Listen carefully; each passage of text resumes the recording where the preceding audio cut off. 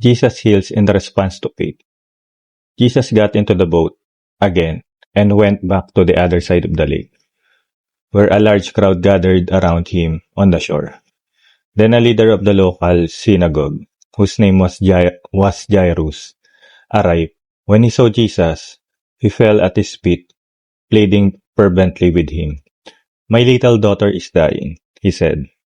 "Please come and lay your hands on her. Heal her so she can live." Jesus went with him, and all the people followed. Crowding around him, a woman in the crowd had suffered for 12 years with constant bleeding. She had suffered a great deal from many doctors, and over the years she had spent everything she had to pay them. But she had gotten no better. In fact, she had gotten worse. She had heard about Jesus, so she came up behind him through the crowd and touched his robe. For she thought to herself, "If I can just touch his robe, I will be healed." Immediately, the bleeding stopped, and she could feel in her body that she had been healed of her terrible condition. Jesus realized at once that healing power had gone out from him. So he turned around in the crowd and asked, "Who touched my robe?" His disciples said to him, "Look at this crowd pressing around you. How can you ask, 'Who touched me?'"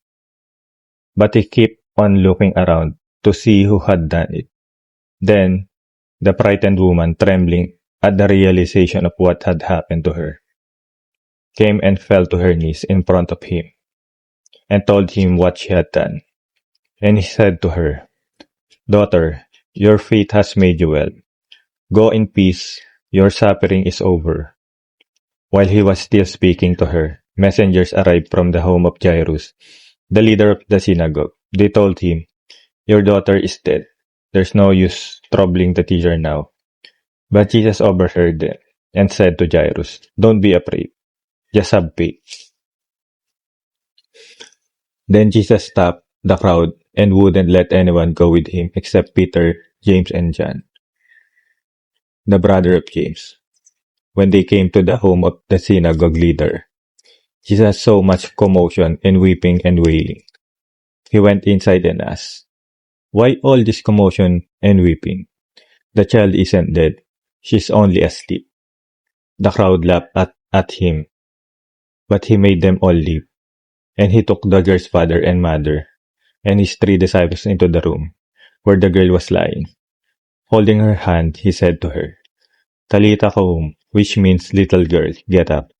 And the girl, who was 12 years old, immediately stood up and walked around. They were overwhelmed and totally amazed. Jesus gave them strict orders not to tell anyone what had happened.